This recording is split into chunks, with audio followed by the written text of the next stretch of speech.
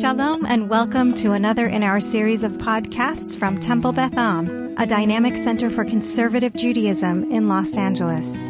This is a recording from our 2021 Elul Learning Series. Welcome back, everyone. Lovely to see you. Rabbi Shapiro is going to continue through this topic of mental and spiritual health. As some of you heard or were with us last week, Rabbi Elliot Dorff was with us and kind of gave a very broad overview of just mental and spiritual health, much more mental health in Judaism, and like how we've come to acknowledge this or not in our tradition. And Rabbi Shapiro in the next 2 weeks is going to dive a little bit more deeply, and the last week, he and Rabbi Dorff are going to come together to be able to kind of bring it all from all different aspects of their specific teachings together for all of us to then be able to go into the Yamim Noraim with a little bit more awareness and a little bit more work to do on our own in these realms. So I'm going to pass this over to Rabbi Shapiro. And he is very excited about what he's teaching today. I'm very excited. Very excited to learn from him today. Yes. Good morning, everybody. Thanks for joining us this fine boker. As Rabbi Schatz just indicated, yes, I am excited to share this with you. It's always nice to get the opportunity to teach something that has been rattling around in the old noggin for a little while, and the class sort of pushes you to actually get it all down on paper, or as the case may be this morning, a Google Slides presentation. So nice to have that opportunity. I'll add that just to be a little more specific in terms of what the next couple of weeks look like. I kind of envision these next 2 weeks as like kind of a sub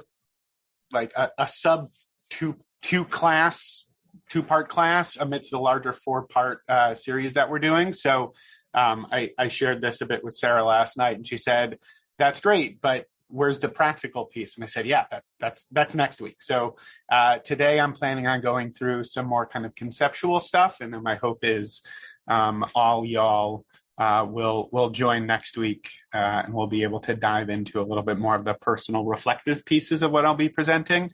And then 2 weeks from today, Rabbi Dorff will rejoin us, and we're going to do some like case studies to apply some of what we've been talking about. So with all of that in mind, I'm going to give 2 introductory notes to today's content. Before diving in more specifically, the first note I'll offer, I'll ruin the punchline. So if you get nothing else, this is kind of what I want to offer up. And Rabbi Dorff and I will revisit this in the last class. That ultimately, health is integrated, right? Physical health and mental health and spiritual health are all integrated one from the other. We talk about them differently, but they're actually all connected one to the other, right? If you are not feeling well physically, it's going to impact your mental health. If you are struggling with some mental health issues, it's going to impact your spiritual connection. If you are feeling spiritually disconnected, it might very well impact how you are walking in the world in other ways, right? That all of these are connected, and that it is not a dichotomy. Right? It's not that you either have mental health or you don't, that you don't have spiritual health or you do, that it's actually a spectrum, that all of these are a spectrum, that you can be working on your mental health, that you can be not as spiritually healthy as you were and working on getting more, right? Just like physical health. It's very rare that you're either completely physically healthy or you have no physical health whatsoever, right? You might have just gone on a 4-mile run, but you're still working on eating healthier. I'm sure Rabbi Schatz eats magnificently, right? But that there's a spectrum of health in all these regards. So that's the first piece. The next piece is a request for your indulgence in one thing, which is I was talking about the content of this course with Rabbi Dorff, and Rabbi Dorff, philosopher that he is, mentioned, he shared an anecdote with me about how he was once in a class where someone was presenting on spirituality, and he raised his hand and said, well, before we get into it, can we define what spirituality is? And the teacher, who was a friend of his, looked at him and just said, next question, and moved on. So we're going to do a version of that this morning. I'm just going to say next question and move on. We could spend a lot of time trying to define what being spiritual is, what spirituality is, and I at least want to present some content that I think will offer at least a rough framework for what that is. My apologies to Rabbi Dorf. I am many things, and I enjoy reading philosophy, but I am not a philosopher. So I ask for your indulgence in that regard. And without further ado, let's get into what we're getting into. All right. Oh, hold on. There we go. Okay. Look. Go. See? Rabbi Schatz isn't the only one who knows her way around Google Slides. Look at this. Okay, very good. Spiritual health and growth. That's me, Rabbi Matt Shapiro. I work at Temple Beth. It's Elul. Okay. I found this verse. I didn't find this verse. This verse has been here for a very long time. But in prepping for today, I saw this verse that seemed to give us an interesting place to start. We read it just a couple of weeks ago, Dvarim chapter 4, verse 9. I'm just going to bring us to the first part of the verse, which says, Rak hishamer lecha ushmor nafshecha me'od. That you should, and this was just the translation that I saw that was most readily available, said, take utmost care and watch yourself scrupulously. It sounds exhausting.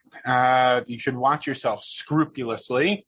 But as Rabbi Schatz and I so often talk about in our Parsha class, not a great translation.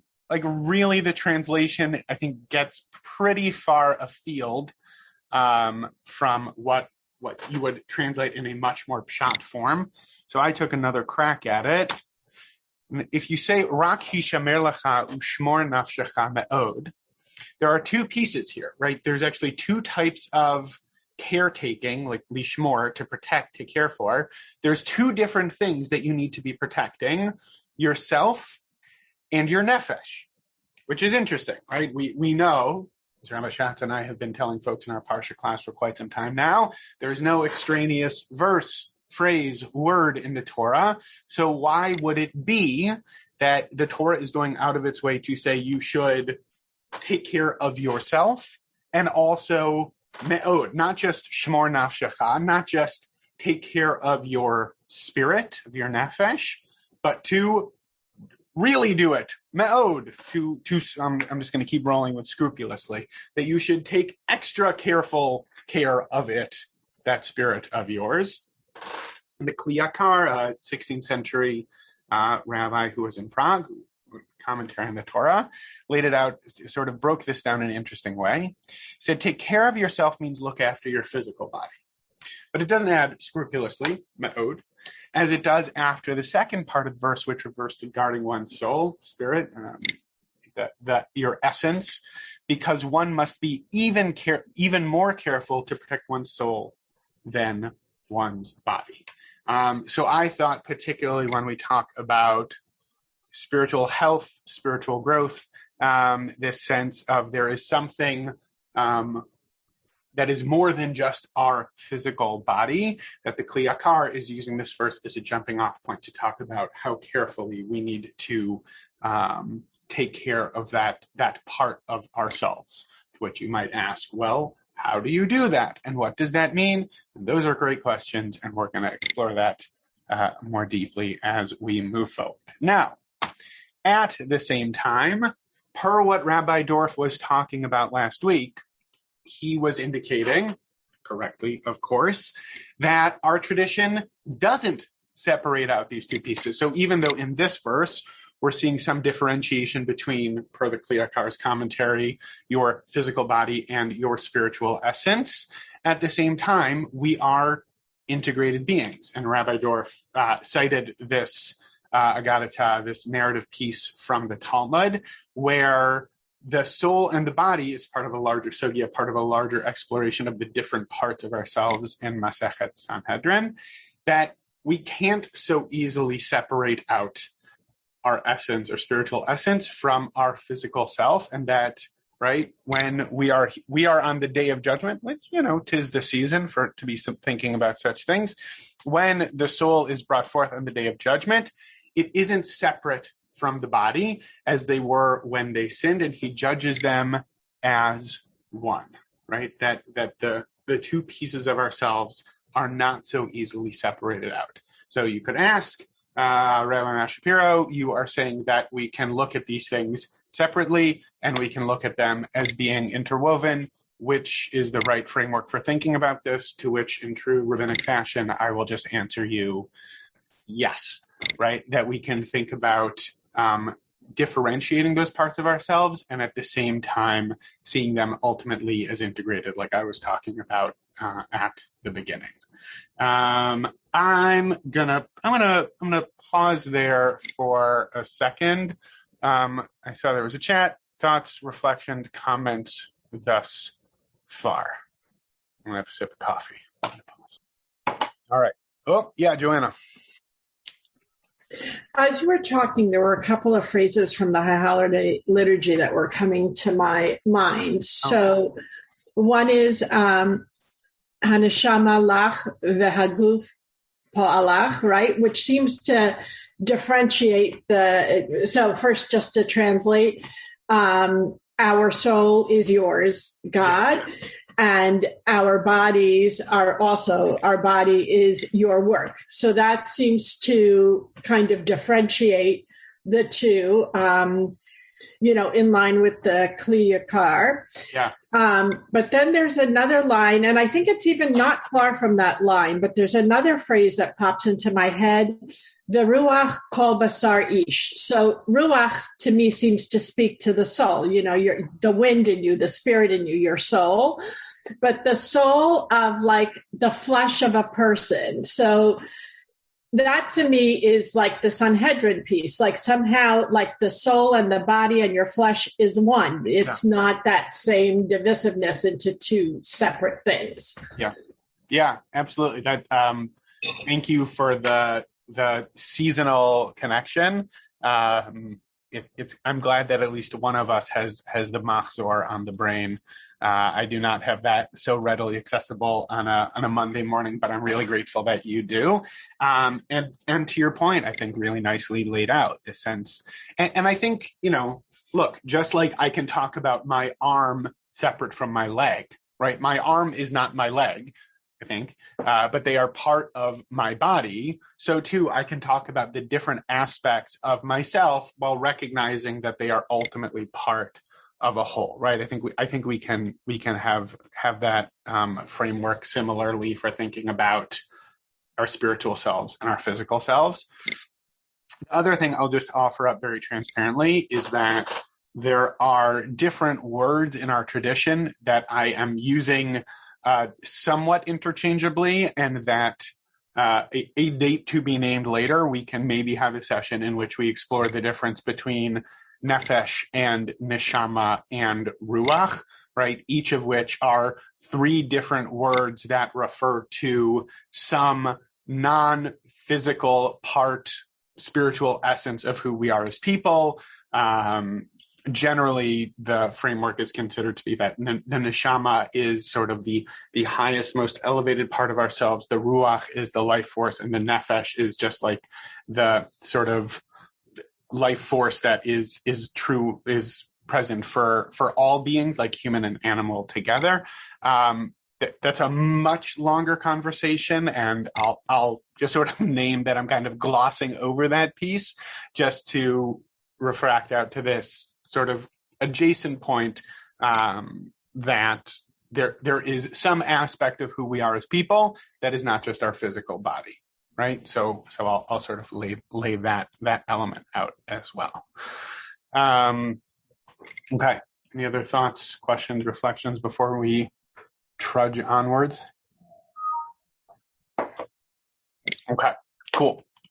So I'm going to pivot from there into a couple of reflections from contemporary authors, because up until relatively recently, you wouldn't necessarily see rabbis like sit down and write books on a topic, right? Case in point, the Kliyakar didn't, well, he might have, I don't know, I wasn't with him, but he wasn't necessarily thinking, I'm going to sit down and like write an essay on what it means to take care of guarding your soul, right? He instead was operating in a much more traditional milieu where the primary way in which you offer commentary or reflections on Judaism, Jewish spirituality is by commenting on the verses, right? Over time, there were law codes, there were works of philosophy, but it's only relatively recently that folks are going to say, hey, I'm going to write a book on a specific topic. And not too surprisingly, given the particular climate that we're in, there are more and more works being written by contemporary authors about Jewish spirituality and what that is and how we can practice it. There has been a tradition of Musar, of this discipline of sort of cultivating character traits that's very much about spiritual improvement, right? It's not just to say that this has only happened in the past few decades, but more and more folks are writing about this specifically. Including a book that came out relatively recently, literally called Spiritual Growth by Rabbi Paul Steinberg. And he talks very specifically from his perspective about what spiritual growth is from a Jewish perspective. I already cut this down a bit, but I tried to be true to sort of the core pieces of what he names. He names out a few different pieces. I'll just read it out. He says, spiritual growth is the humble process of self-integration. So again, this idea of bringing pieces together, guided by the realization and acceptance of the interconnectedness of all life. It involves the dismantling of old ideas that breed negativity, self-doubt, and resentment. It is an endless journey in which we are always on the way, ever moving forward without a there to get to. So that it's a sense that we're always not quite there, that there's always something else, some other next step to be working on. It is a process of development of the soul, this idea of the soul, of the spiritual essence again, demanding rigorous honesty, daily spiritual practice, and the application of spiritual principles. Finally, spiritual growth seeks progress by way of learning from mistakes. So there's a lot of pieces in there. I think we can break down any number of those for quite some time. I'll also name that there is definitely some addiction recovery-y language in there. Rabbi Steinberg has written very specifically and openly about his own journey through recovery. And when you see words like resentment and rigorous honesty and spiritual principles, those are sort of like not buzzwords, but if you know the recovery world, those hyperlink very quickly to ideas kind of within the 12-step community as well. So bringing those pieces together, the Jewish spirituality and recovery. Speaking of recovery, yes. I just want to say Rabbi Rebecca Schatz. No, this has nothing to do with the content. I just want to say that Rabbi Paul Steinberg is a wonderful, wonderful, both rabbi but also teacher, and someone who I know Rabbi Shapiro knows very well, but I had the honor of having as a teacher when I was in rabbinical school, and I just cannot say enough wonderful things about him, nor can I recommend anything he's written more highly. So if you're interested in this type of work, he also wrote a beautiful series on the holidays, which we used in rabbinical school. So just wanted to give him a shout out, since we're also on a podcast, that everything he's done that I've been able to read has been really remarkable. All right. Hi, Paul. And I'll add, he also wrote, somewhere back there on my bookcase, he wrote a book very clearly laying out the overlay of the 12 steps of AA with Jewish spiritual principles, which is a really helpful resource as well. Speaking of recovery, this book's all about recovery. It's by Rabbi Shapiro, who is also a rabbi, no relation. There's a lot of Rabbi Shapiros out there. There are literally 3 Rabbi Shapiro in the Los Angeles area. I am no doubt the lesser of the 3. Hello, fellow Rabbi Shapiro. But this book is called Recovery, the Sacred Art. And even though Rabbi Shapiro is a rabbi, he wrote it from a sort of broader perspective. He talks about his own struggles with overeating very openly in the book, and he weaves together teachings from all sorts of spiritual traditions in the work, also going through the 12 steps, which is very interesting. We can talk also more broadly about how interesting it is that these two books, I mean, yes, I have worked in the recovery world, but from what I can tell, the works talking about spiritual principles, spiritual growth from the rabbinic perspective are also from guys also in the recovery world, which is very interesting. But Rabbi Shapiro in his work says he gives a very different definition than Rabbi Steinberg. We can talk about that in a little bit. He says spiritual growth is an ever-deepening capacity to embrace life with justice, compassion, curiosity, awe, wonder, serenity, and humility. And he puts a fine point on something that is true in Paul Steinberg's definition as well. He says, notice that there is no mention of God in my definition, which I think is very interesting. I think it's interesting that each of these teachers, they are rabbis, they are talking about spirituality, and yet when they talk about spiritual growth, they aren't talking about God. I think that's really interesting. There is in each of them something that underlies that. I think Rabbi Shapiro in this, he goes on to say, basically, he goes on later in the paragraph, he says, a specific belief in or idea of God is not essential either to spiritual growth or to working the 12 steps. Personally disagree. We're going to get into that shortly. I don't quite know why that is. I don't know if it's because people have a hard time believing in God and they want to leave that open.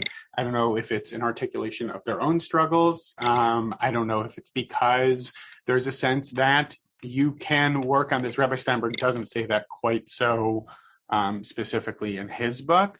But I do think it's interesting that each of these teachers, when talking about spirituality, particularly given pieces that we'll look at in a second, are very specifically not naming a God piece in their definitions. Rabbi Schatz, are you raising your hand? You're so polite, Rabbi Schatz. Yes. I know that in the 12-step program, God is mentioned, correct? Yeah, absolutely. There's a sense of a higher power.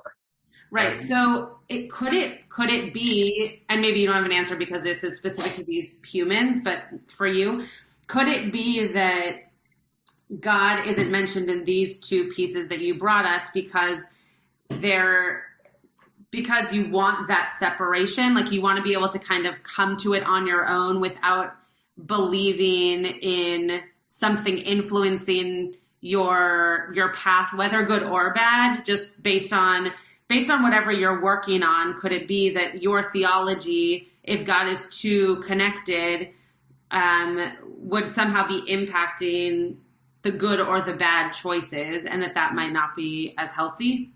You're saying because people might have like trouble with the God piece or a theology that's like not working for them? Yeah, or like need to work out their own stuff before the God relationship can kind of come in. Could be. That could be. And in the I guess I could have put the whole paragraph in the slide, but Rabbi Shapiro talks about how he says there's time for theological explanation. He says, right, I believe in God, and use the term often, right? He's not anti-God, right? He does recognize it as a part of the process. And I think it's very interesting that in a definition of what spiritual growth is, there's very specifically no mention of God, right? So speaking of that, and I think connected to Rabbi Schatz's point, another rabbi who also worked in the recovery field, we're seeing a theme here, who actually passed away this past year, Alav Shalom, Rabbi Dr. Abraham Twersky, who was really the first rabbi. He's an Orthodox rabbi. He was really the first Orthodox rabbi to give a hechsher, with everything that entails intentionally, to give a hechsher to work in the 12 steps of AA. And he has written a ton of books. Really recommend his stuff as well. This is actually from an article that I read online, but Rabbi Schatz, to your point about why God might not be named so specifically in these kinds of things, he says, it is absolutely ridiculous to believe in God. Orthodox rabbi, by the way, just for the record, it is absolutely ridiculous to believe in God, and it is absolutely ridiculous not to believe in God. People who believe in God have to explain why bad things happen to good people. People who don't believe in God have to explain everything else. There's a lot we can unpack in here, but I'm just bringing this piece specifically because I think it's an interesting counterpoint to these two definitions of spiritual growth that are laid out in terms of recognizing, like Rabbi Shapiro was saying, well, maybe it's because the God piece is really difficult. And maybe it's also because, there's a sense that we can leave the God piece for later. And I think it's also possible, at least for me, to still wrap this idea of a higher power or God into a sense of what spirituality is, without it being too restrictive. I see that there are chats. I saw a hand and I saw that there were chats. I just want to lay out this next piece, and then I'll hop out of the screen share and see what folks are saying. So this quote is from a work by Dr. Lisa Miller, not a rabbi. And Rabbi Schatz has heard me talk about this book a lot, so she's probably rolling her eyes, even though I can't see her right now. There she is. Yeah, she's rolling her eyes. Dr. Miller is a research psychologist, and she lays out some really interesting work in which she talks about how spirituality is something that is innate to everyone. She lays out some really interesting research where she lays out the positive, getting back to this idea of spirituality being something that is integrated, that spiritual health can be integrated into who we are as people. She lays out sort of the positive and concrete impacts of spiritual connection in our lives. She talks about 2 periods in life when kids are most able to sort of flower in their spirituality, when they're little, when they're like 2 or 3. And then again, when like at the beginning of adolescence, right, in these big periods of growth. But because she's a research psychologist, she has to define her terms, right? She has to very clearly lay out what she's talking about when she talks about spirituality. And this is her definition of spirituality. And you can notice, fascinatingly, that the research psychologist talks about God or a higher power much more concretely than the 2 rabbis that we've just looked at, which I think is pretty interesting.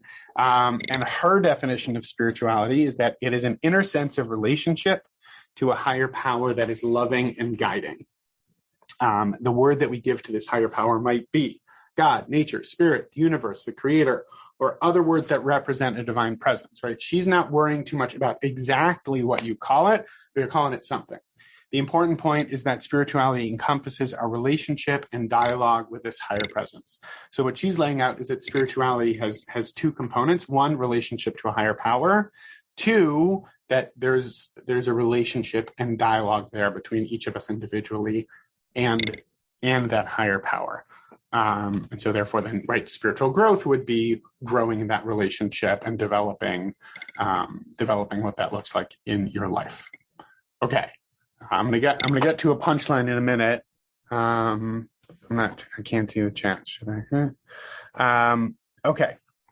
I'm going to forge onward because I want to get to this punchline and then I'll pause. Rabbi Schatz, can I get a thumbs up on that? Is that okay? I can't see. Okay.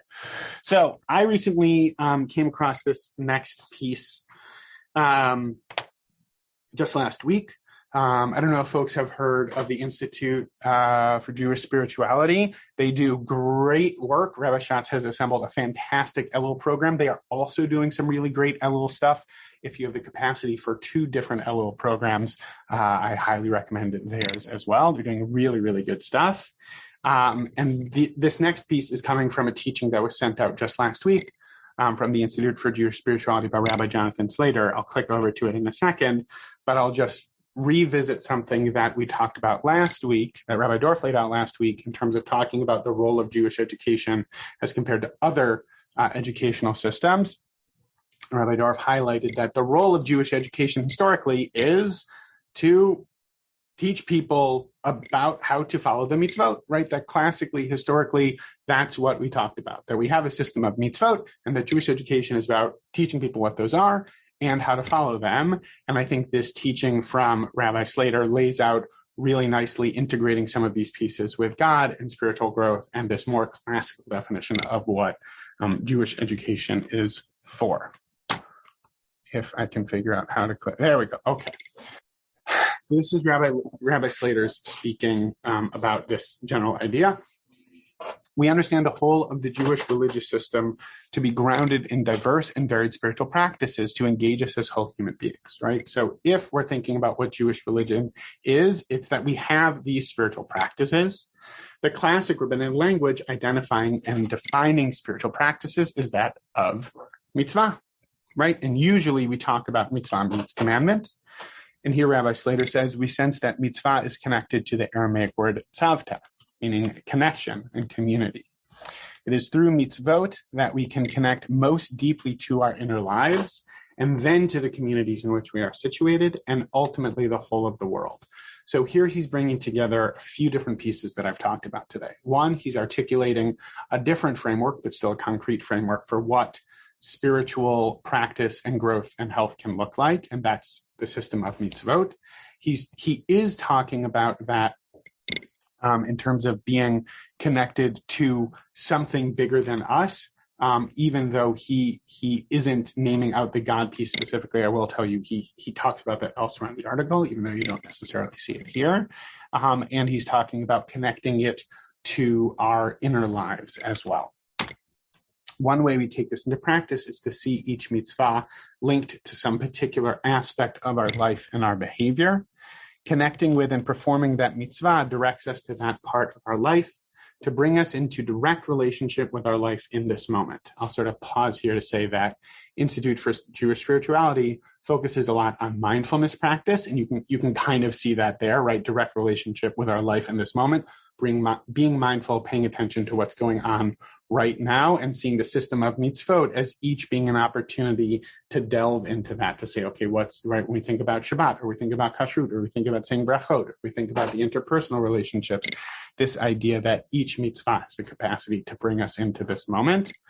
And then performing the mitzvah invites us to recognize the inner psychospiritual dynamic at work in our own beings.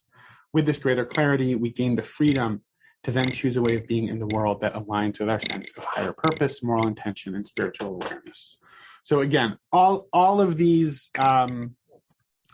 quotes can give us lots to delve into. I'm happy to share the link to the slides if people want an opportunity to click through them and explore these quotes, these teachings, sort of their own time to reflect on it a bit.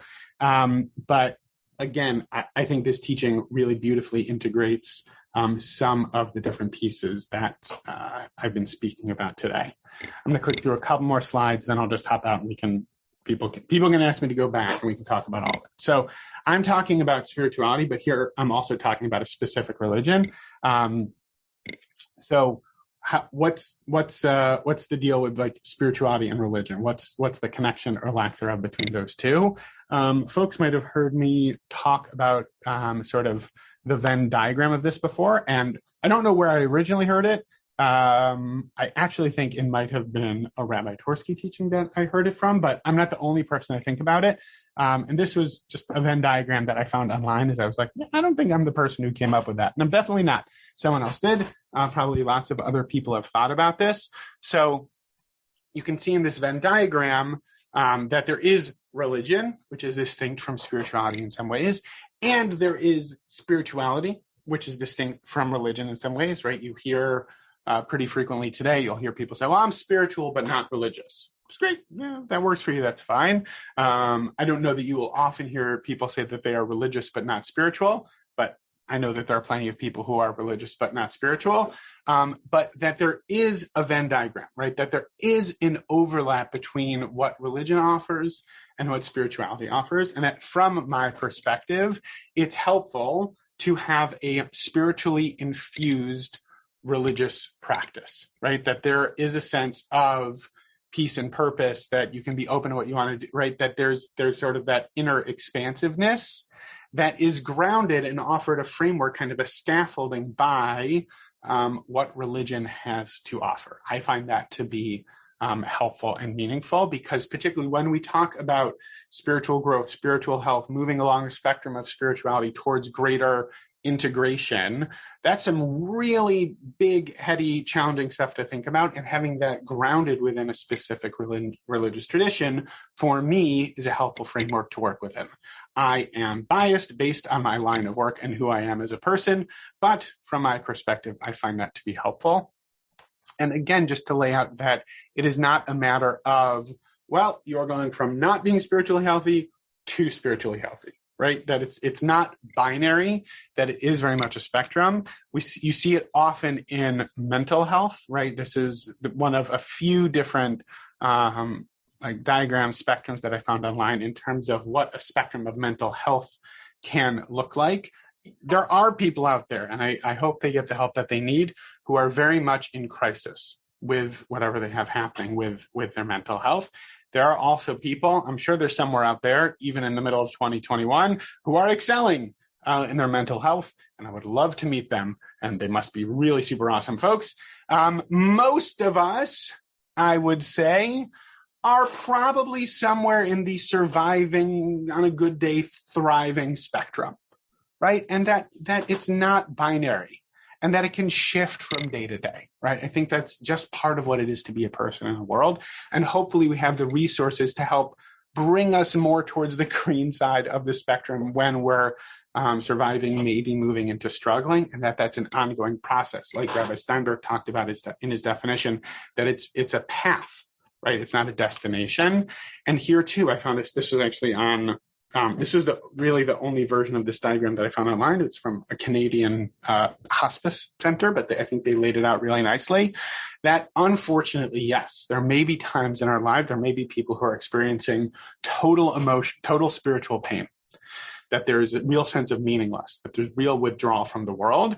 And again, there might be some people out there, like Rabbi Rebecca Schatz, who have total spiritual well-being. We can't all get there, right? But that there is a sense of total spiritual well-being. Every moment is meaningful. Every moment is connected. And if you're spiritual and religious, right, anchored in the system of mitzvot that are helping elevate your life and your soul into community and the whole world. And oh my goodness gracious, how wonderful that is.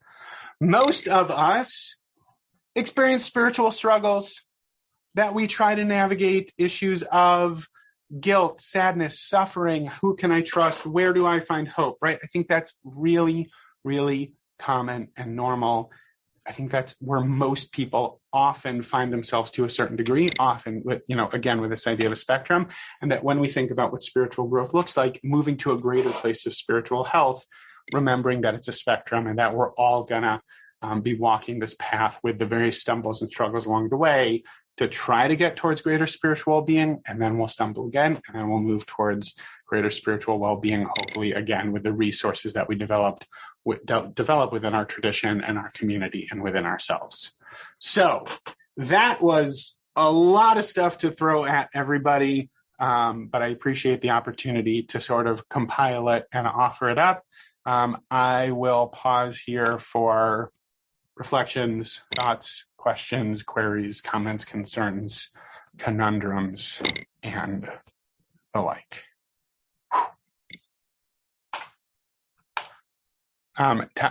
Yes, Tybal, I saw you wanted to add something. Yes, please. Because to me, it was relevant about what you're saying, and different people you quoted, rabbis, and then you would say someone's not a rabbi. I'm a native Pittsburgher, and growing up, my father talked to me about 3 rabbis of importance in Pittsburgh, one being Rabbi Twersky.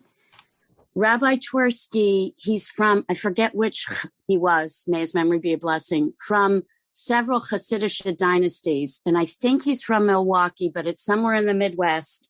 And when he became a rabbi, he noticed that his congregants didn't turn to him for what I would call pastoral help, the way they turned to his father. And he decided it was because Americans were looking to psychiatrists. So he was already a person with a family, given the Hasidic, and he decided then to go to medical school specifically to become a psychiatrist, because he thought that to become the rabbi that he wanted to become, he needed to be a psychiatrist. So that's how he even started down the path that wound up having him become someone who was active in addiction recovery. And it wasn't for Jewish congregants.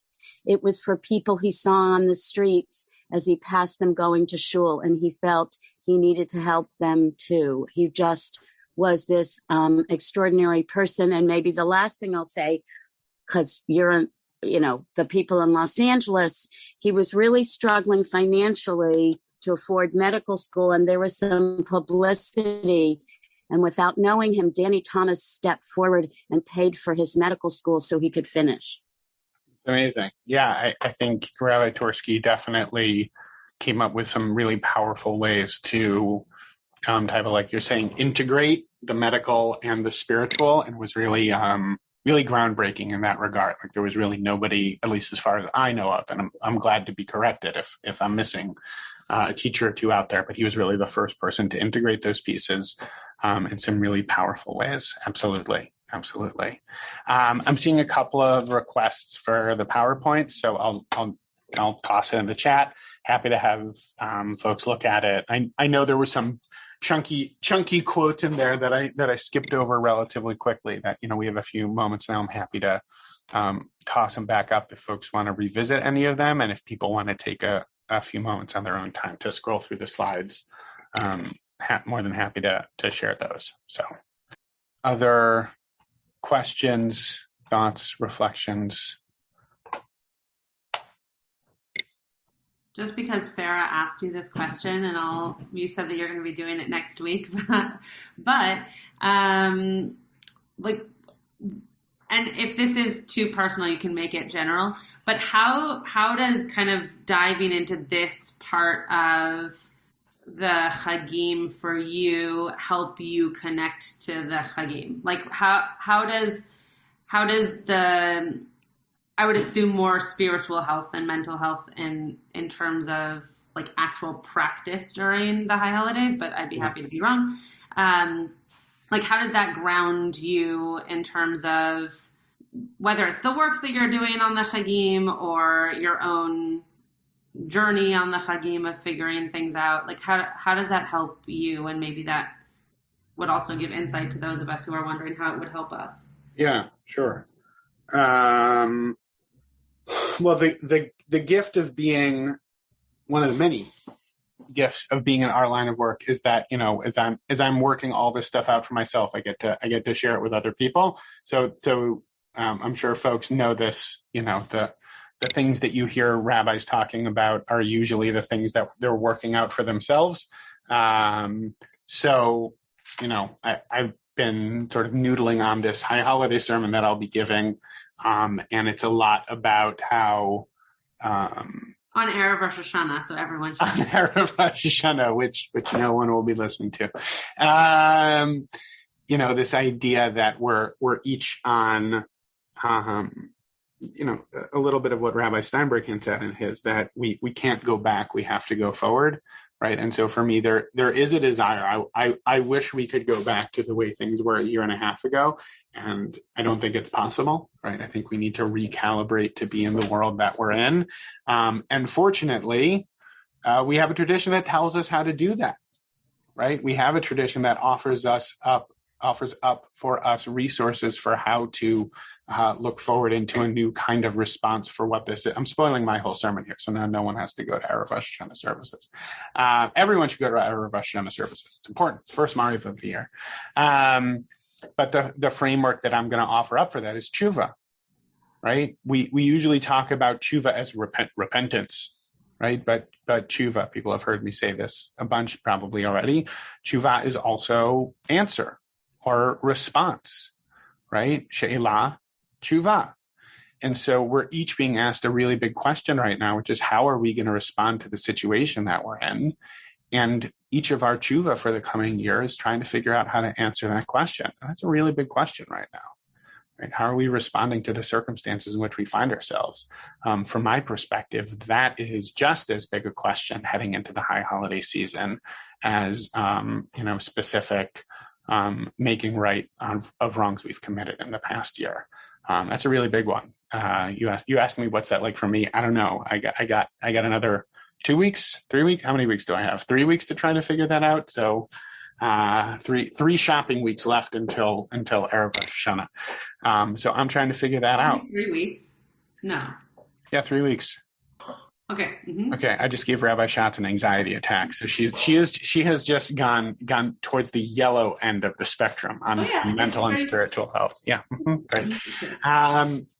More specifically, I really do like the framework that Rabbi Slater offers up, so to speak, sort of more narrowly within what we're doing here. I'm planning on trying to tease apart that framework for each of us to think a little bit about. We'll do this next week.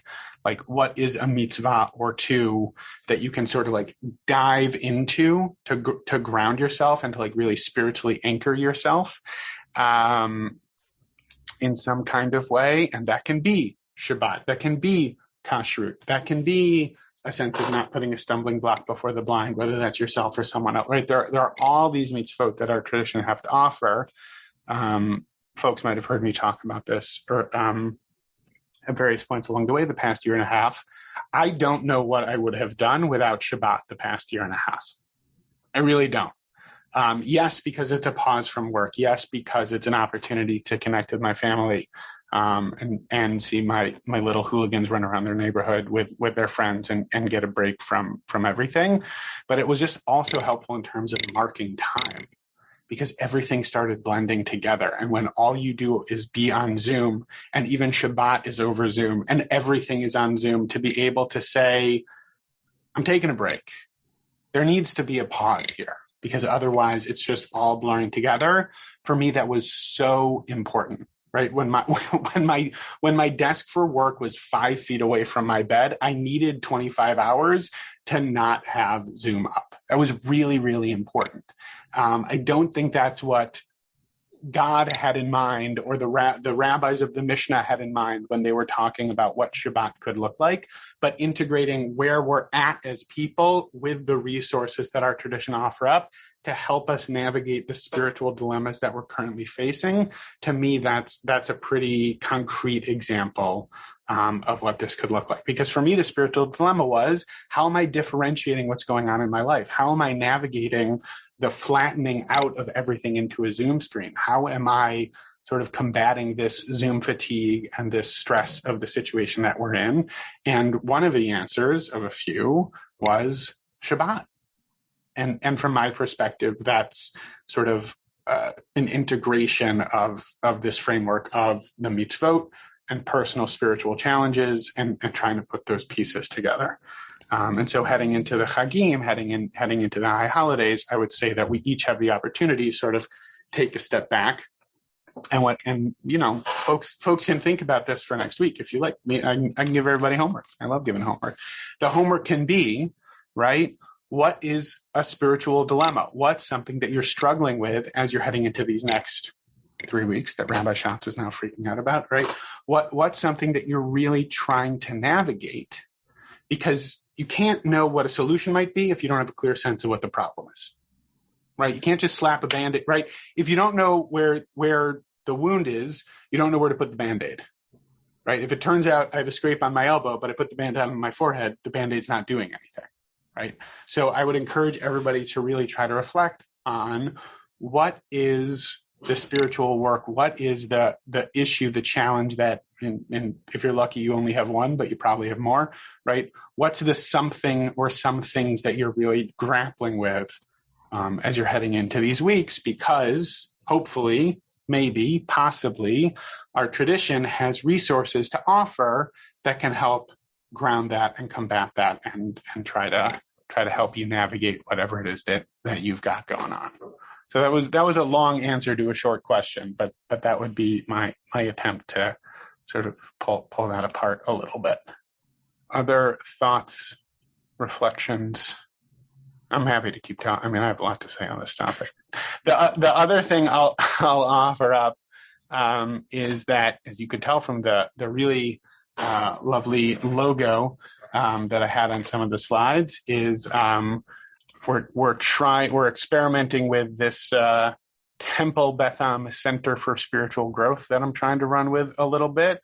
And we have been successful in launching a spiritual support group that I think has been really lovely for the folks who have showed up for it. And we're trying to find other areas in which we can expand out, sort of navigating some of these pieces as a community. So if you have questions about that or ideas that you think might be helpful to weave in addition to the pieces that we already have with the meditations that Rabbi Kligfeld offers, and when we do Hama'alot and the high holiday lounges that I offer over the course of Tishrei, as always, the opportunities for pastoral counseling with our rabbis, right, the different pieces that we already have in place. I'd be more than happy to talk about and explore that with folks as well. So,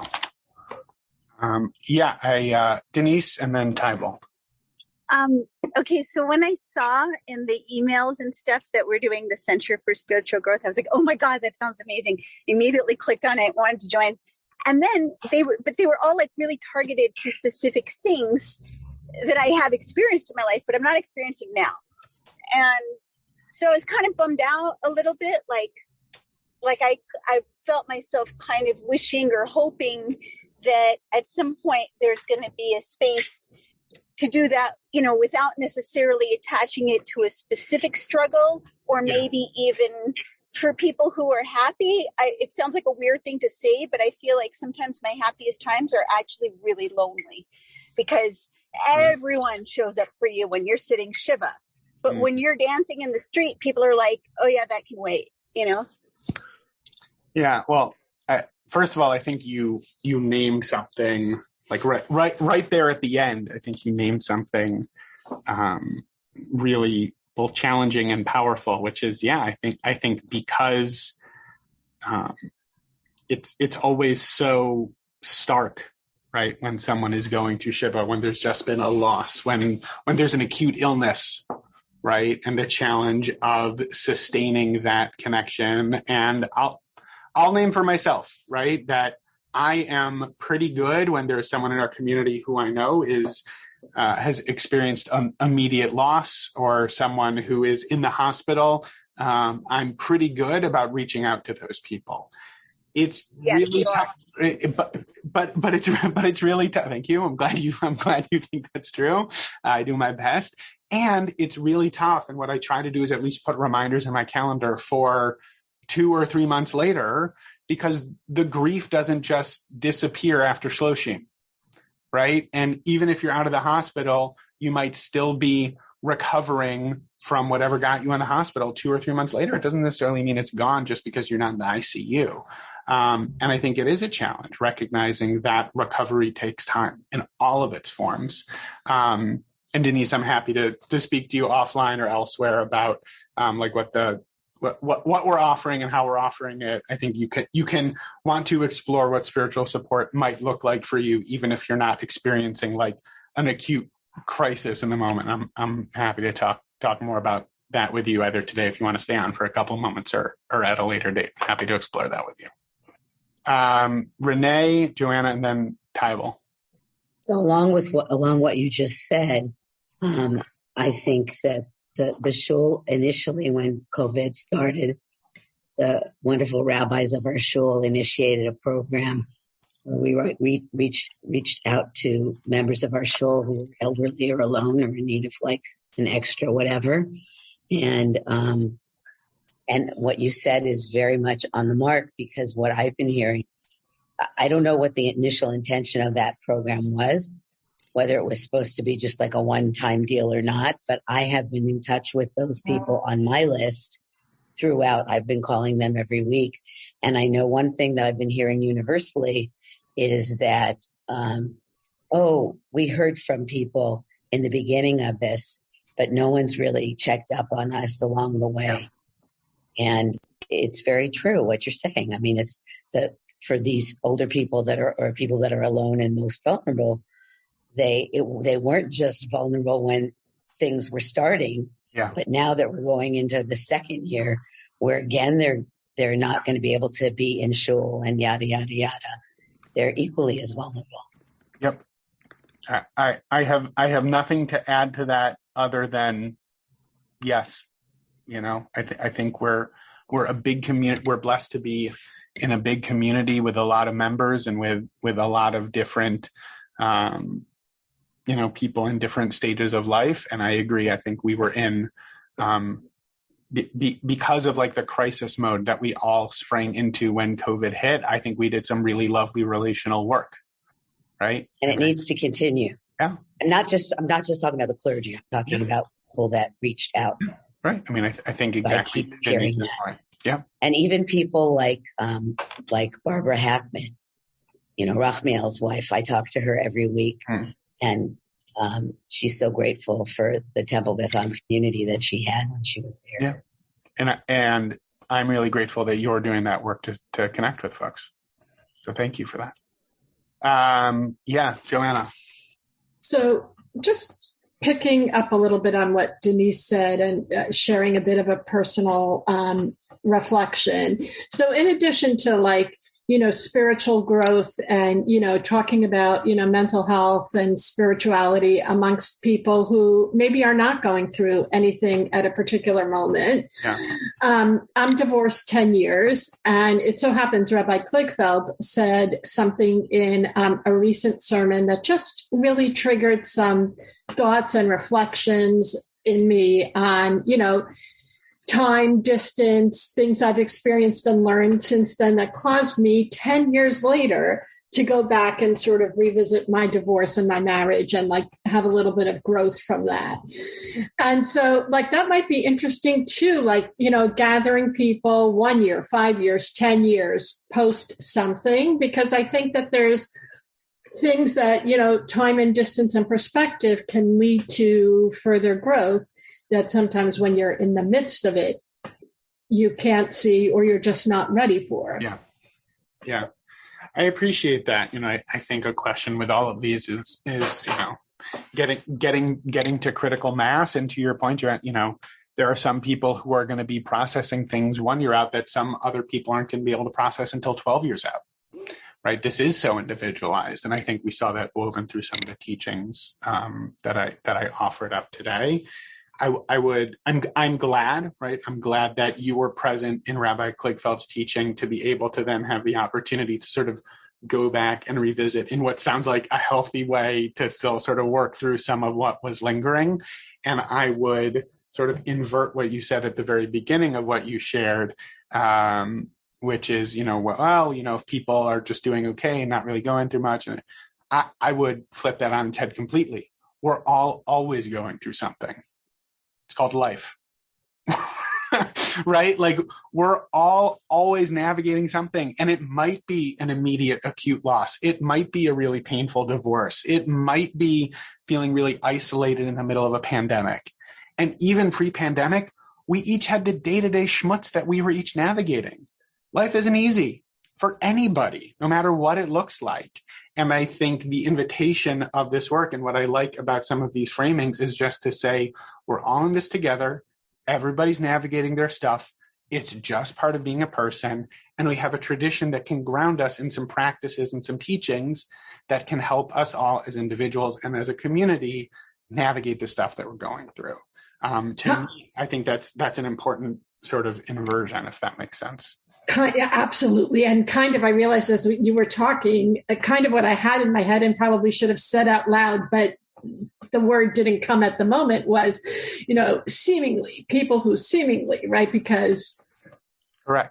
Absolutely. And, don't trust the right. There's a recovery-ism that says, comparing our insides to the outsides of others, which I always think is so poignant, right? The person who you look at and you're like, oh, they've got it all figured out. How do you know? Right? We have no way of knowing what's going on in somebody's mind, heart, soul, necessarily, unless we're really sitting with them and connecting with them. And I think that that's also at its best what community can invite us into, right? All right, we're running so late that we're running late when even Rabbi Schatz has already left the building. But Tybal, you've had your hand up for a while, and then I'll try to wrap us up before we each go on with our day. Actually, you answered a bit of it, because I was going to ask the Rabbi Kliegfeld meditation on Wednesday and Friday, how that fit in the new spiritual center. And you said, but I was just interested, if there's time, there may not be, how all of this came, the idea to make it more explicit and structured and formal, just a little bit more where that came from. Yeah, sure. On one foot,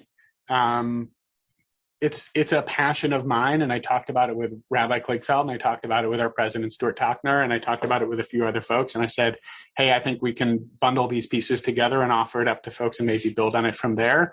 And they very enthusiastically and supportively said, yeah, if you want to do it, go go for it. So I'm trying to put it out there, and of course it's a collaborative effort with our team, and collaborative also means with the community, right? This only works if other people kind of say yes to it and are open to exploring it. The good news is most of it is stuff we were already offering, right? We were already offering our moving traditions groups for our teens, and Hamalot and Rabbi Kliegfeld's meditations and the high holiday lounges and the different guest speakers and teachers that we have come in sometimes. So it is, Tybal, as I think you kind of rightly say, just kind of putting it all under one umbrella, saying these pieces are all kind of connected to each other. This is something that we value and place emphasis and priority on as a community. And we're kind of seeing where it goes from here as we move through Elul and into 5782, with all of the hopefully joy and health that it has for us. So with that, I think I'm going to bring us to a close for today. I'm happy to linger on Zoom even for another couple of moments, but I'm going to pause the recording in a second and just say, inviting and hoping that folks will come next week, as we'll get into a little bit more personal and reflective work under this framework, and hope that everybody has a great week, and we'll see you soon. You have been listening to another in our series of podcasts from Temple Beth Am, a dynamic center for conservative Judaism in Los Angeles. If you enjoy these podcasts, we invite you to write a review on the Apple Podcast site or wherever you get your podcasts. For more information about Temple Beth Am Los Angeles, go to tbala.org.